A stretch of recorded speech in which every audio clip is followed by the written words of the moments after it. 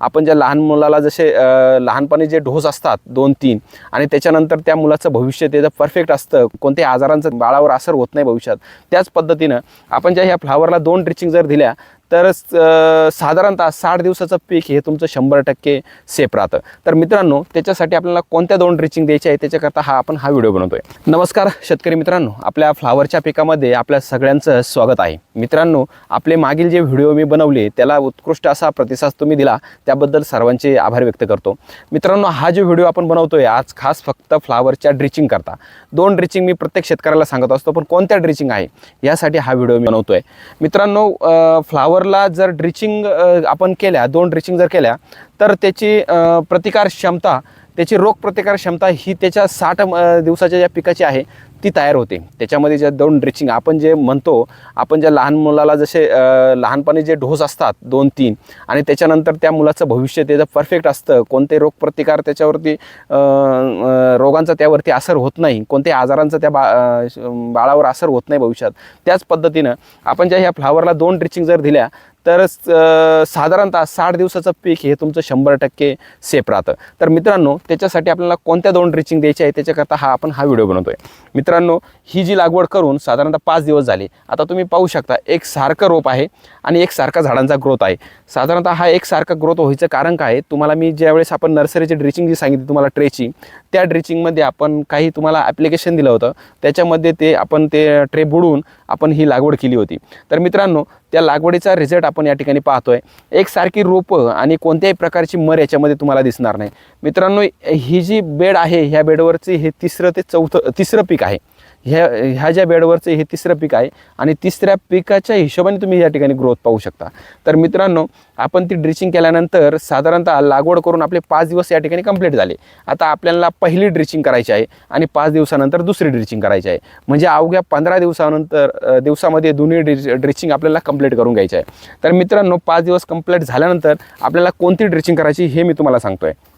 मित्रांनो, आपल्याला कोणत्याही प्रकारचं ह्युमिक घ्यायचं आहे। आता या ठिकाणी मी राईज म्हणून नावाने एक प्रॉडक्ट आहे मार्केटमध्ये, उत्कृष्ट असा रिझल्ट आहे। हे आपण ह्युमिकच्या ऐवजी त्या ठिकाणी वापरणार आहे आणि त्याच्यासोबत आपण NPK देतोय।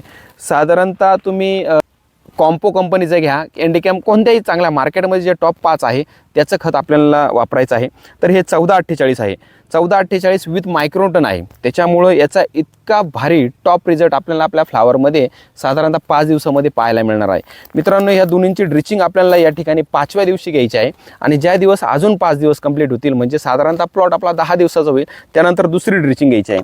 त्याच्यामध्ये आपण मिलांज देतोय, पूर्वा केमिकल कंपनीचं हे जे पूर्वाचं मिलांज आहे हे आपल्याला या ठिकाणी दुसऱ्या ड्रिचिंगला घ्यायचं आहे आणि त्याच्यासोबत आपल्याला 1261, कोणत्याही तुम्हाला मागेशी मी सांगितलं कोणत्याही पहिल्या 5 टॉप कंपन्यांमधलं खत घ्यायचं आहे।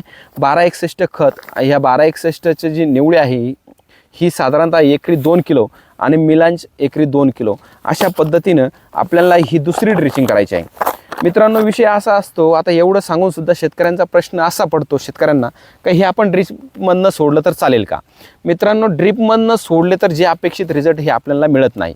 त्याच्यासाठी आपल्याला पंपाने प्रत्येक झाडाला आपल्याला ड्रिचिंग करायची आहे।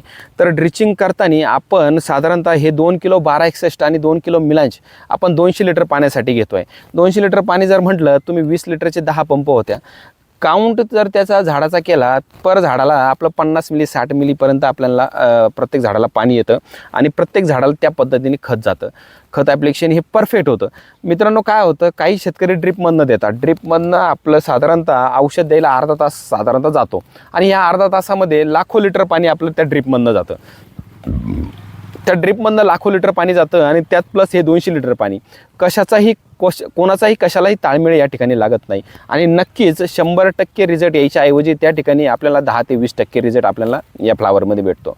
आपण जे खतं देतोय, आपण जी फ्लावर लावतो म्हणजे काहीतरी अपेक्षेनेच लावतोय, काहीतरी उत्पन्न आपल्याला मिळेल आणि जे खतं आपण आणतोय मार्केटमधून ते पैसे देऊन आणतोय का, ते आपल्याला कोणी फ्री देत नाही।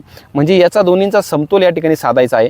आपल्याला उत्पन्न भेटलं पाहिजे आणि जी रक्कम आपण दुकानदाराला दिली त्याचं 100% बेनिफिट आपल्याला मिळालं पाहिजे। याच्यासाठी आपण कोणत्याही प्रकारचा कंटाळा न करता, कोणत्याही प्रकारचं कानगड न करता आपल्याला ड्रिपद्वारे ते खतं द्यायची नाही आहे. ती फक्त आपल्याला पंपासाठी आपण पंपाने पाठीवरच्या पंपाने किंवा तुम्ही बकेटने मिलीच्या मापाने का होईना पण आपल्याला त्या पद्धतीने ती ड्रिचिंग करायची आहे. आणि नक्कीच 15व्या दिवशी जर तुम्ही प्लॉट पाहिला तर साधारणतः तो प्लॉट कुणीही म्हणणार नाही हा 15 दिवसाचा प्लॉट आहे. 1 महिन्याच्या प्लॉटचा जो ग्रोथ असतो तो तुम्हाला या ठिकाणी मिळणार आहे. तर मित्रांनो, या पद्धतीने आपण आज हा व्हिडिओ बनवण्याचा प्रयत्न केला. तर मित्रांनो, आपल्याला हा व्हिडिओ कसा वाटला हे कमेंटद्वारे सांगायचं आहे. नक्कीच आमच्या पेजला फॉलो करायचं आहे, लाईक करायचं आहे आणि वाटलंच तर आपल्या एखाद्या जवळच्या शेतकऱ्याला व्हिडिओ पण शेअर करायचा आहे. धन्यवाद.